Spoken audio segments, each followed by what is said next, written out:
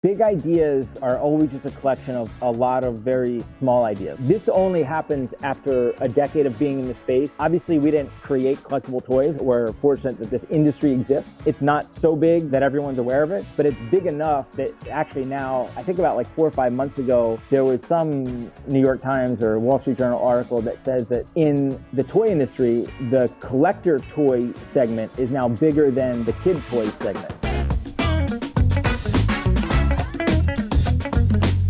Josh, thanks so much for joining me on Business Innovators. So great to see you, have you on the show. Since the last time we talked, you've got a really cool business I was checking out, and you've done some other stuff as well in the meantime. But thanks again for coming on. Thanks for having me. Good to see you again. You got it. I just want to go back. I want to talk first off, obviously, StockX. Just to start. And sure. At the time, in this show, we talk a lot about innovation. It was extremely innovative.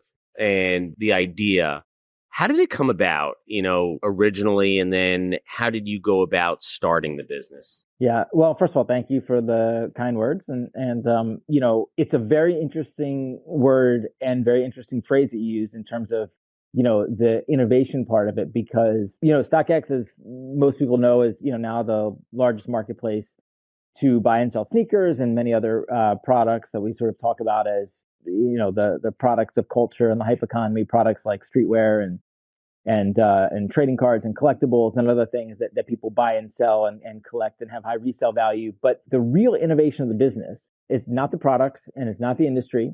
We happened to start a sneaker marketplace at a time when sneakers were becoming very mainstream, and we helped contribute to that. And sneakers as a consumer good, let alone an asset class. There's a whole discussion on whether that is innovative and whether that industry has evolved. But the real business is actually the pricing mechanism of how we get to the price for a product on StockX. StockX, which name is rooted in the idea of a stock market, and there's a lot of stock market branding on there. But the whole business is essentially using how the stock market calculates a market price, which is called a bid-ask marketplace, where buyers are placing bids, how much they're willing to pay for something, sellers are placing asks, how much they're willing to sell it for. And the market is the intersection of that bid and ask. And we didn't make that up. All we did is copy how the stock market works and how other markets come to efficient pricing and apply it to consumer goods. So that's the real innovation. Happened to be that we started with sneakers and evolved beyond that. And so, the business started really from between me and Dan Gilbert. I was very much sort of in the weeds in the sneaker industry and trying to work on a sneaker marketplace. And Dan had this much bigger idea around a stock market of things, the innovation around the efficiencies of markets. And we came together in the sneaker industry in 2015 when the whole sneaker industry was blowing up. Right. I mean, the timing of this, we started this right before Yeezy, right before Virgil and the 10. I mean, the timing of this was extraordinary. So there's a lot that goes into it. But again, the true innovation is actually the pricing mechanism and not the industry, not the product. Yeah. How did you meet Dan? How did that come about? Just you two getting together? Yeah. I mean, I don't want to say calculate. We were trying to come up with the number of different just serendipitously lucky things that happened along the way. And the answer is it's almost infinite. And Dan and I getting together is also one of them. I had been running a company on the side called Campless, which was a sneaker price guide, a sneaker blog, while I was working at my full-time job at IBM from 2012 through 2015. And through that, I had met everyone in the sneaker industry: Nike, eBay, Foot Locker, Complex, like you name it. And there'd never been really a good fit of who to work with and who to build this business with. And I got a random call right around Easter of 2015 from two guys who work with Dan Gilbert. And Dan had no ties to the sneaker industry. It's been 9 years later, and I literally can't even get him to wear sneakers. But it was one of these things that he had put together a small team to explore building a marketplace around sneakers.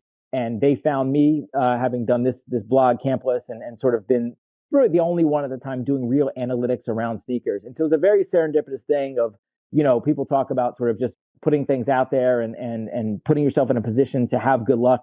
And there was enough stuff out there that when they went looking for a quote sneaker guy, I was the industry expert that we met. And then turns out we were trying to build almost the exact same thing. So for me, the irony is that there's maybe one other person in the whole world trying to do the exact same thing at the exact same time. And not only did I happen to find him, but he happens to be, one of the most successful business people in the world, right? So it's this crazy serendipity of how we got together, and it turned out to be a pretty good thing. Yeah, that's pretty amazing just in terms of coming together and how well it obviously worked out. We know that. Just going back, for you personally, was, obviously you were looking at analytics and really interested in that aspect of it. Did you have the same passion for sneakers? Were you a sneakerhead? How did that come about? Why did you start, your original business? Yeah, I mean, I started and ran four other startups before Campless. None of them had anything to do with sneakers, almost intentionally so, almost like intentionally separating business and pleasure, right? I've collected sneakers all my life. I am 46. I grew up in the 80s and 90s when Jordan played. I always wanted Air Jordans. My mother never buy me Air Jordans. I mean, we literally all have the exact same story. And as soon as I got my first job, I went and bought myself a pair of Air. I mean, literally, we all have the same story. And but as I was, going out into my career and starting businesses, this is also pre-internet, pre-apps. It's at a time where the only real sneaker business, if you didn't work for Nike or Adidas, was like running a sneaker store. So it almost felt like I should stay away from that. And the irony is that when those things finally came together, because Campus was a side project while I was working at IBM, so I just wanted a side project to do some stuff around sneakers because I liked it. Those things ultimately came together, and whether it was the reason or one of the reasons why that one became successful and the other ones didn't, I don't know, but it's certainly nice to be working in an industry that you're passionate about. Yeah, for sure. Especially, I mean, something you have a passion about, and especially the fact that it sounds like you met a great business partner. And obviously, we know the story of StockX and how well StockX has done. Now, you decided, though, and take me through it. I mean, it became $1 billion business, but you decided to step away. And I want to talk about your steps after that and going to work and starting a business with Michael Rubin from Fanatics. But why did you leave StockX, and what was your reasoning for looking at that business? Yeah, well, I mean, it hit $1 billion valuation 3 years into it. It hit an $8 billion valuation when stuff went crazy in 21. In 2019 when we did our $1 billion rounds, I also stepped down as CEO at that time. We've been running the business for 3 years, and it was just an absolute rocket ship. And it was time to sort of just get some process and get some structure in there. And at the time, pre-pandemic, we were also very much looking at possibly going public. So that made sense. I don't really want to. I never have any interest in being sort of the CEO of a public company. But it took me about a year to realize that just because I started the company doesn't mean I can't leave. And after about a year of post CEO, and the business getting very corporate, not in a bad way, but just things you have to create processes when you have a business of that size and scale. And I just started having other interests. I really got into trading cards on the personal side. And at StockX, we were always just looking for what other products might make sense to put on the site. And so in 2018, as we were nearing sort of this $1 billion round, I was buying a lot of cards myself. I was trying to figure out if trading cards could be good for StockX. And then that whole next year, I was spending a lot of time. And the short version is that I really wanted to go after the licenses. I thought that there was the trading card industry itself at the time, 2018, 2019, was still antiquated, that there was still that there was a lot of growth that was going to happen, but the people in the space were still the sort of old guard. And trying to do something like that inside the walls of StockX didn't really make sense. And so I left in September of 2020. I was actually partnered with another group who was going to fund me to go after the licenses. We started working for about 2 months, and they said, "Hey, listen, we actually think that Michael Rubin would be a better partner for you than us." And Michael had been starting to look at trading cards himself. Fanatics, obviously, their core business being apparel and headwear, jerseys, which is all league licensed products. Trading card is a league licensed product. And so in right before Thanksgiving of 2020, Michael and I sat down. We spent 6 hours in a room together just talking about the trading card industry. And we left there with a plan that to go after and get the licenses. And it was my idea. It was my business structure. I made all the decks but I mean, it was 99% his relationship and Fanatics, prior, relationship with all the leagues and the players associations. You need two licenses to make trading cards. You need the league and then the players association. And so all of 2021, Michael and I had a lot of very private meetings with the leagues and the players associations of the NBA, NFL, and Major League Baseball to convince them to give us the licenses out from under the incumbents, Topps, which made baseball cards, Panini, which made basketball, football, and we did it, and we were able to acquire those licenses, which was a significant coup. But for sure, having Michael and Fanatics as a partner, like that was the key. Like they are the perfect steward of that license for the leagues and PA, and this was another category. So we created a separate company called Fanatics Collectibles. We made the leagues and PAs equity partners in that new business with us, and then we were off in a whole new business that was bigger and faster and crazier than StockX by every metric. It's amazing. And when you put this together, you spend 6 hours in a room, and you kind of come up with your game plan. What was it that you saw, or you both kind of formulated in your minds, and you had this, idea? What was it that was innovative about what you were doing? Obviously, knowing that the business of collectibles, what you did at StockX, knowing about trading cards, what was to you the difference maker in that business and why it was so successful? First of all these products are the same. Everything we sell on StockX, sneakers, watches, handbags, collectible toys, streetwear, trading cards, everything at the new company, collectible toys, they're all the same. They're all products that are supply and demand driven, that have a market price, that have collectors and resale market and long-term value. And for trading cards, though, trading cards have no functional value besides being a store of value, in the pure economic sense. Sneakers you can wear, collectible toys you can put up as art, watches you wear. Trading cards are just a piece of cardboard, and so it's almost this total like pure product that lends itself so well to all the core principles of StockX, which were market-based pricing. The idea that this should be priced by the market, not by arbitrary retail pricing. And the entire trading card industry has always just been an arbitrary retail pricing business. It's a wholesale business. A manufacturer, makes a league gives a license to a manufacturer. They make the product. It gets sent to a wholesaler. It gets sent to a distributor. It gets sent to a card shop. It gets sent to it is traditional product, widget commerce like 101. And so the idea was to take all the learnings from StockX about market-based pricing, about how do we create true market value for the product that is being created and create that value back to the people who deserve it. The NBA and Major League Baseball and the NFL, they were not getting the fair value for their product because they were selling a widget, or they were selling an asset, but they were selling it like a widget. So that was the innovative part of that business, was saying, hey, listen, you guys should be thinking about this the way that we thought about sneakers at StockX, which is not about what is the margin that you can get off this wholesale product, but what's the fair market value that the whole industry should be working off of, and then how do you get your part of that? So that was really the key to it. And Michael understood that right away. And for him, and by the way, he understood that the licensing part of it, they were the largest licensor. So for him, the big question was, is this big enough to matter for a company as large as Fanatics? And at the time, it wasn't so big, but what we both agreed was that if everybody starts playing by market-based pricing, then it's definitely big enough to matter. And in fact, it's way bigger than anyone thinks it could possibly be.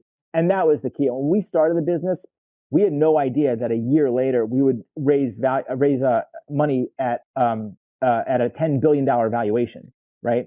And part of that is the timing of it being at the end of 21. But it is a function that of the value, and it's just, again, it is supply and demand. This is Econ 101 at its most basic. And once that was clear to everybody, the possible size of this business, then Fanatics was all in, and we were all in, the leagues and PAs, and they said, we want to go with your version of this, not the incumbent's version, and then running this thing like widgets for 40 years.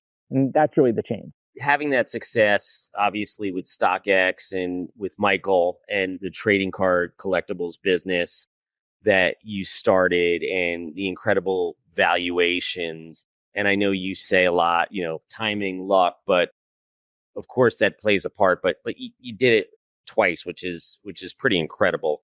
When I look at it, you obviously have an eye or understanding of what's next. Before I get into your current business, because this one is really fascinating, what was your biggest takeaway, would you say, from working with Michael, from working on that business?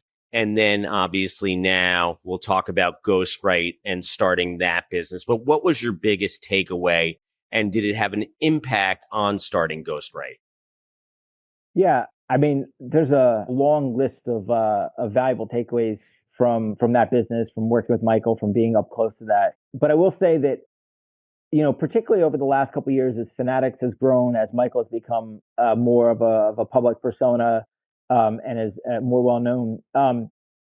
Sometimes people miss that under the hood, he's an extraordinary business person, and almost everyone at that level, if you have the chance to be close into what they really do and to what they're really good at, it will very quickly remind you that, oh, actually, this person is elite, and he's just an unbelievable deal maker. And to be next to him for all the negotiations with all the leagues and PAs, and to watch these deals get done.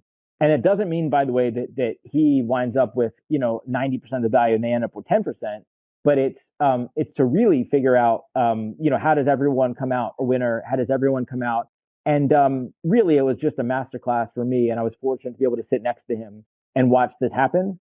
And yeah, I mean, he's as good as a deal maker as can be in the world. I mean, just absolutely extraordinary. And you can say that, but it's just like, I can tell you LeBron's the best basketball player in the world, but until you sit on the floor and watch him right there and see it up personal and close, you can't truly appreciate that. And I'm just super thankful that I got that opportunity. Yeah, just from what you're saying there, and obviously in your own right, of course, there's things that you do extremely well, and why a lot of these folks want to work with you, like the Dan Gilberts of the world, the Michael Rubins. And what was it? You went to work there. Take me from that business and just the explosion, and then take me into starting up again a new business. How did it come about? Why did you do it? Was it similar to you were just looking, you're an entrepreneur, you're creative, wanting to do something new? The irony of the transition is, at the very first startup that I ever started, which is a company that didn't last very long, and we don't even talk about it, but there was an older entrepreneur who was giving me some advice, and he said something. He said, you can't really use what you learn in this company until the next one. So like the most basic example is like you're creating a logo for a company, and you spend 3 times as much money and you hire the wrong people, but now you have a logo. So that skill's not valuable until the next company. And then on that one, you know exactly how to create a logo. You do it. And a lot of this is translates even at the highest level. Like I said, at StockX, it took me a year to figure out that just because I started the company, I couldn't leave. I went into the business with Michael knowing that, hey, if this gets as big as we think it's going to be, I'm out. And by the way, you don't want me in that position anyway. And so as soon as we knew that, we were already planning for the transition before we even built the company. And so it was great to sort of be there. And by the way, and Michael said, yeah, no problem, as long as I'm the first check in the next company, right? He was supportive of that. And he was happy to have me in the position that I wanted to be in and where I'm good at. He doesn't want me running a public company. That's not what I do. So, but then the business itself, all of these are a continuation of the same thing. Again, I've said the term market-based pricing a couple of times. That's the key to all of this. The idea that there are some consumer goods that exist in the world that should not have a retail price. They should be driven by supply and demand. Sneakers, StockX, that was the whole business. But it's the resale market. We left to create to change the way trading cards worked on the primary market with the leagues, with the licensors, but again, around market pricing. How do they get a fair price for their products? The problem, or not the problem, but the very natural sort of roadblocks you hit when you're trying to change the way that people do something, because this is a massive change, right? Think about going into Foot Locker and there not being a retail price on the shelf, right? Like that would never happen. So it can only happen online, and it can only happen. It's a massive change. And think about just the concept of variable pricing. We use that in certain parts of our life, Uber or airline pricing, things like that. But usually that happens algorithmically behind the scenes. So the idea, the through line of all this was market-based pricing. Can we change the way that people buy and sell things, i.e. use variable pricing? But it's moving from the secondary market at StockX to the primary market at trading cards. But at both of those companies, they got so big so fast, and they were dealing with the biggest companies in the world, Nike, Adidas, Foot Locker, the NBA, NFL Fanatics, that all that innovation kind of comes to a halt. Not in a bad way, but it's like, hey, man, we got a lot of other stuff to do before we can try to change the way all pricing works. And so for me, I've collect all this stuff, sneakers, watches, trading cards, and for collectible toys, in 2018, when StockX was expanding, we added collectible toys to the site. Overnight, we became the largest place, the largest seller of collectible toys, because there wasn't a lot of people in this space, because collectible toys are extremely fragmented. They're this sort of like in between like high-end art and kids' toys. And what happened was it became really clear that there was an interesting business, that collectible toys are big enough to matter. They're big enough to work with all the most important brands in the world. So you have this is a brand called Bear Brick, which is kind of the leader in this collectible toys. They've done toys with Chanel and KAWS and Andy Warhol and and Nike and all the biggest brands and artists in the world. But you don't have any big companies that are at the center of it. So for me, I've always sort of thought this was an interesting area to try to use market-based pricing on. But rather than having to go convince the biggest companies in the world to do this, the idea was, hey, we can start our own company, then we don't have to go out and do that. So we created a company which is called Ghostwrite. Ghostwrite is a collectible toy company, but it's what we call a blank canvas, which means that it is the same shape every single time. Now, most collectible toys are IP, it's characters. So think of Spider-Man, right? Every time it has to look like Spider-Man. Well, Ghostwrite is just a kid wearing a crown. And so, if you can see, like in this picture that I'm holding up, right? There's no face, there's no gender, right? It's just basically a shape. The shape happens to be a kid with a crown. So it can be a pencil, it can be the NBA basketball, it can be Dave Chappelle from Chappelle Show, right? It can be anything. I mean, this is one we made for Tiffany that has a CZ in the nose, right? But like, this is not a character. It's the brand Tiffany, but it's not Spider-Man. It's not a character. And so what that allowed us to do was it allowed us to, again, work with all the most important brands and artists.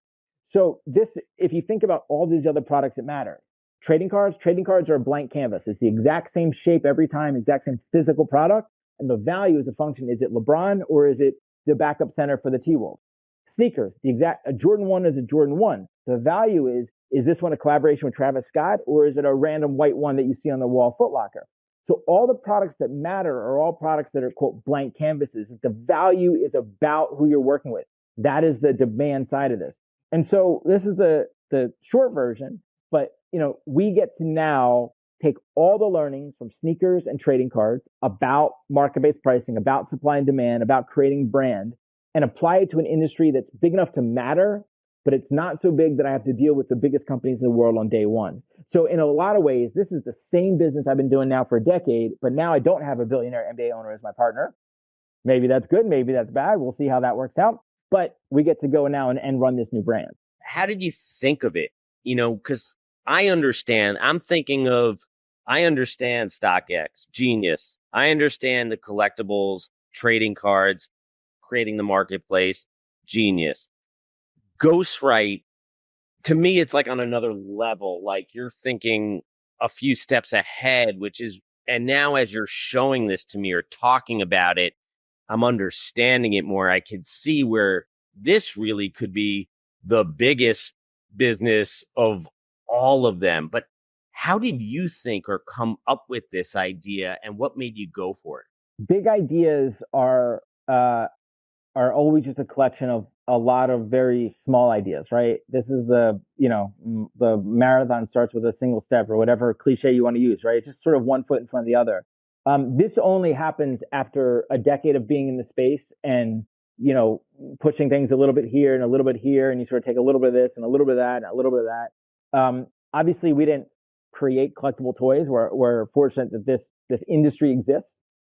It's not so big that it's but it's that everyone's aware of it. But it's big enough that actually now, I think about like 4 or 5 months ago, there was some New York Times or Wall Street Journal article that says that in the toy industry, the collector toy segment is now bigger than the kid toy segment, which has a lot of implications for stuff like this. The fact that we're sort of just very fortunate to hit the right time with this, where toys are becoming more relevant, and in a lot of ways, both in terms of at a mass scale, but also even from a collector standpoint. So I'll give you an example of sort of the macro factors that are happening. So trading cards truly changed with the advent of grading. So the leading grading company in trading cards is a company called PSA. And PSA, what they'll do is you send them your card, and they put it in a tamper-proof case, and they will give it a grade, a 10 or a 9 or 8, and so on. And now you don't have to argue with the other person about the condition of this card. You've now standardized that card into an asset. So now you don't even have to see it. If I say, hey, I have a Michael Jordan 1986 Fleer rookie PSA 9, it's a PSA 9, you know exactly what that is. You know its value. It totally leveled the playing field and made trading cards become what they become. There is now a grading company for collectible toys. There's a company called AFA. They've usually specialized with vintage toys, so Star Wars, He-Man, G.I. Joe, Transformers, all those toys from the 80s and 90s, and they grade those toys. So now the market is growing because you have the standardization. This is the key differentiation between a consumer good and a financial asset. We think there's all these products in the middle, call it the hype economy, that are sort of a combination of both. But standardization, that's the whole thing. You have to be able to standardize this product so I can sell it to you without you having to inspect it and all the things that go into it. So we even have a partnership with AFA. So if you buy a Ghost from us, you can have it graded by AFA before you take possession of it, just to continue that idea that this is a true collectible, it's valuable, and it's standardized. And so, this gets very into the economic theory of it, and that's okay. But the idea is when we say we take everything we learn from sneakers and trading cards, like there's a lot. Like those businesses are 10 years ago were not as big and as mainstream as they are today. And it's all these small things about how they create value, about how they create standardization, about how they make their products into true collectibles. And that's happening now for collectible toys. So we get to sort of watch that happening and then figure out, how do we build a new company from scratch today that takes advantage of all of that and what's going on? So it's very much a right place at the right time as much as anything. Seems like the theme of your business career, right time.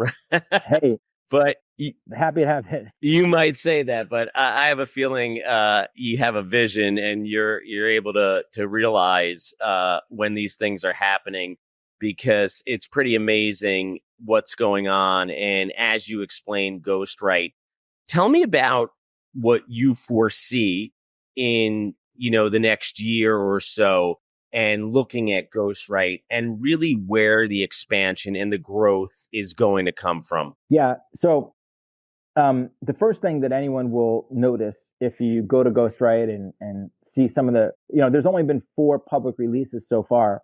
We've been making ghosts for over a year. For the first year was all friends and family, promotional, 1 here, 5 here, just all brand building. We started selling them a couple months ago. But they've all been really low quantity, 20 units, 30 units, 40 units.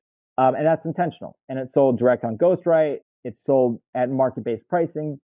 But the growth is going to come as we move into the part of our business that is licensed. So we have licenses with the WNBA, with the NBA, with Major League Baseball, and the Players Associations. And so in December, we have our first league licensed product that comes out. It's with the WNBA. And rather than the standard version, which is 11 inches tall, it is the small version, which is 2.5 inches tall. And this is sold as a blind box, which means that you don't know the player that you're going to get.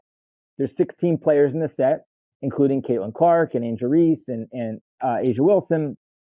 And when you open the box, you will hope that you get one of the better players, but then you will also hope that you get one of the rare versions. So this is copying exactly how trading cards work, which is to say that, hey, here's the standard, Asia Wilson, and she's in her black Las Vegas Aces jerseys, and she's a black crown.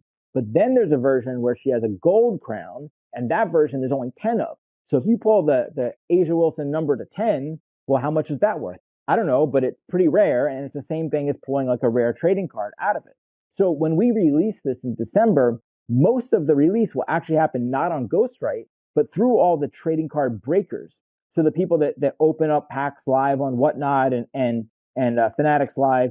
And so this is truly trading cards in physical toy form. We get to take that concept of chase elements, of hoping to find the rare ones. I mean, even the ghosts themselves, like, the Angel Reese ghost has on it a small R, noting that this is a rookie ghost because this was her first year. In the same way that the rookie trading card says RC on the card, so that's the rookie card of that player.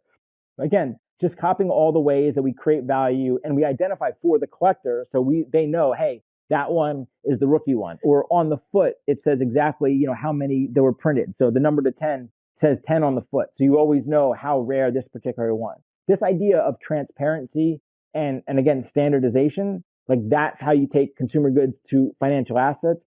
And we get to do that now at scale. So the NBA set, similar NBA set will come out, towards the end of the season.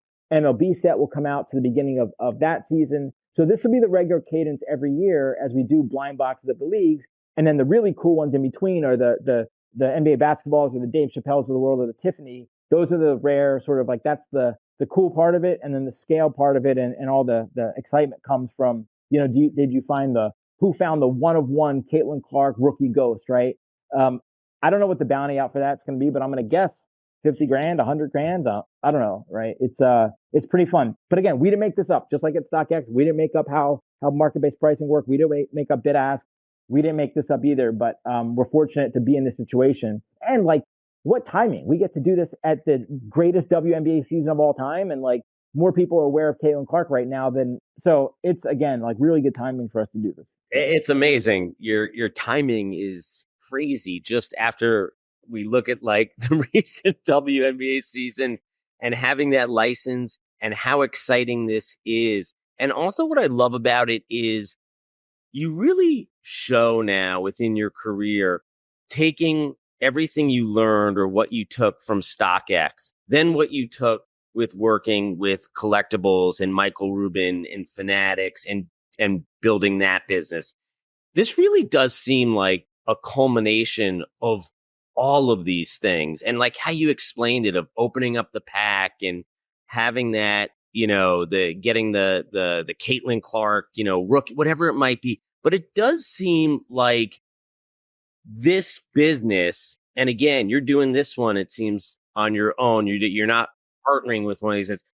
It does seem like, and does it seem to you like a culmination of both of those businesses? And this is really your big idea. 100%. I agree with that. And 100%, it is a culmination. And I do think that this is the big idea. It's important to note, though, that we had no idea this would happen when we started StockX. It's not like we had this vision 9 years ago. It evolves over time. And all of a sudden you get to a point where you're like, oh, actually, I see how this can all go together. And then you get into it. Look, we're also super fortunate that we started this process and then we approached the NBA and we approached Major League Baseball and they said, oh, absolutely, we get it. We want to support this. If they said, no, thanks, and we didn't give us a license, then we couldn't do that. And maybe we'd figure out another way to do it, but there's only one NBA. There's only one WNBA too. So, not only does the idea evolve, but also the relationships and the credibility to be able to go in and do that. So it is, we'll see. We have a long way to go. This doesn't matter if nobody likes the product, if nobody wants to buy it. So far, it's been pretty good feedback. This pencil ghost here, this was a friends and family release. There were only 20 that were released. The market price was $417, and 3 of them have already sold on StockX. The last one sold for $2,500 on StockX. So the secondary market is picking it up and figuring it out. But it's a nice place to be where we know exactly what we think the business should look like, and then every step, you iterate through: is this working? Is this not? And but yeah, we've been learning this for a decade now. I am sure this is going to turn into or grow just like your past businesses.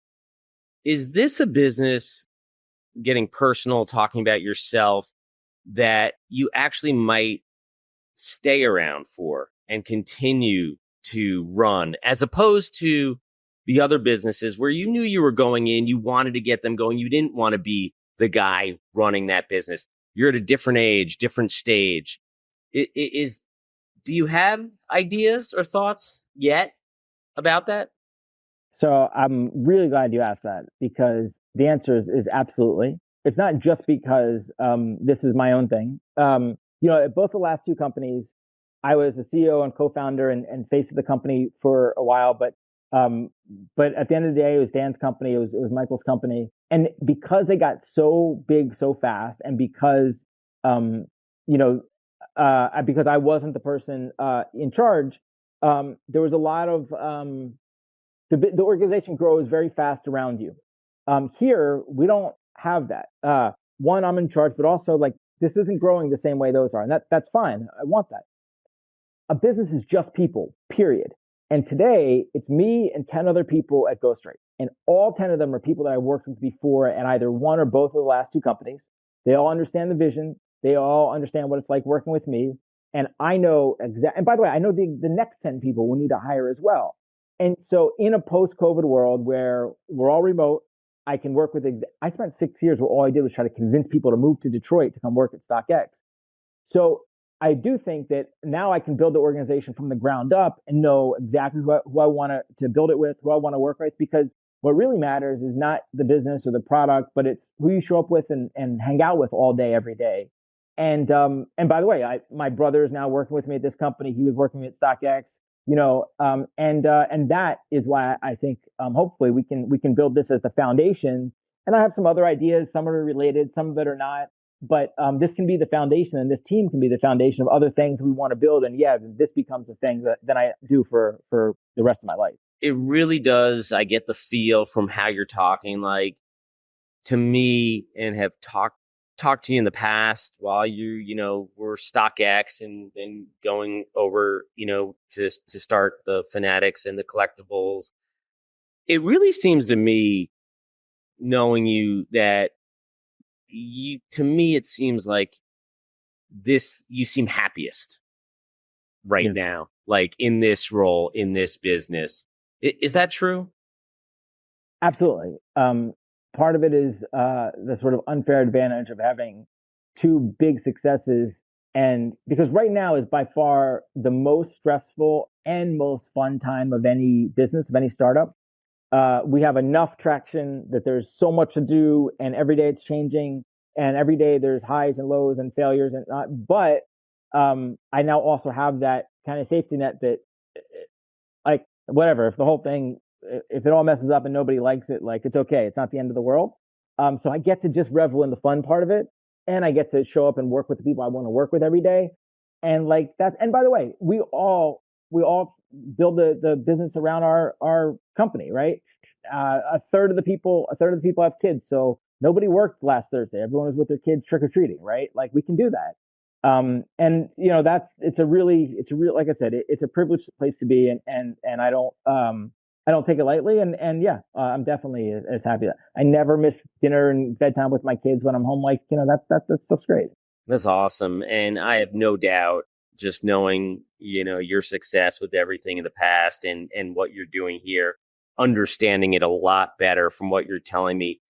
It seems like the opportunity here to me is way bigger than StockX, than the like it's pretty ingenious. And I really hope, it does go there. But most importantly, I'm glad that, like you said, you got your brother who's working with you. You're enjoying it. We know life's short, right? I mean, I'm a little older than you, but um, we're same generation, and Yep. you realize what's important, right? Enjoying it. And it sounds like, and what I love is that you're going to get both here. And most importantly, you're going to enjoy the ride. Like you said, it doesn't have to get to a $10 billion valuation in 3 years. You're going to really enjoy it. And it'll probably be maybe something you continue to do, Yeah, for that's exactly right. your career. Yeah, that's exactly right. That's exactly right. Yeah. Yeah. Well, Josh, listen, I appreciate coming on Business Innovators. Always great to speak with you. Best of luck with Ghostwrite. I am sure we are going to be hearing more and more genius idea. I can't wait to buy a WNBA pack. Hopefully I get a Caitlin Clark or one of those, shoot me over a few packs if you don't mind. Just I'll buy them.